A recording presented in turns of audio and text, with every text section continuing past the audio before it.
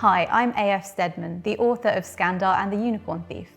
Today, I didn't want to just talk about Scandar, I wanted to talk about some of his friends. On the island, when you're training to be a unicorn rider, you live in something called a quartet. So that's 4 riders living together in a treehouse.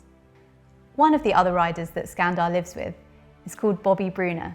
She's actually one of the first people he meets when he arrives on the island, and she's a mainlander like him. But that's about where their similarities stop. She's really competitive. She knows exactly what she wants. She never worries about what people think of her, and to be honest, she kind of doesn't really care what anyone says about her either. And she's the kind of person that you definitely want on your side rather than against you. But she's very loyal to Scandar, and she would kind of protect him with her life no matter what's happening. And she is definitely one of the friends who has the kind of personality that I think matches her element, and I won't tell you which one that is, but Bobby certainly is the element that she's allied to. So another member of Scandar's quartet is Flo Shikoni. She's an islander, and she knows a lot more about the island than Scandar does when he first arrives.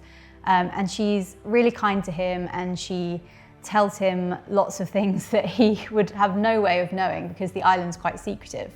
And Flo's really down to earth, but she is also quite scared of her unicorn, and she actually kind of had this dream that she wanted to be an apprentice to her dad, who's a saddler, rather than actually become a unicorn rider. So she's making a big adjustment when the book starts. But her journey is kind of learning to make her peace with that, and also kind of learn how to be brave when that isn't kind of naturally how she'd want to be. The 4th member of Scandar's quartet is Mitchell Henderson.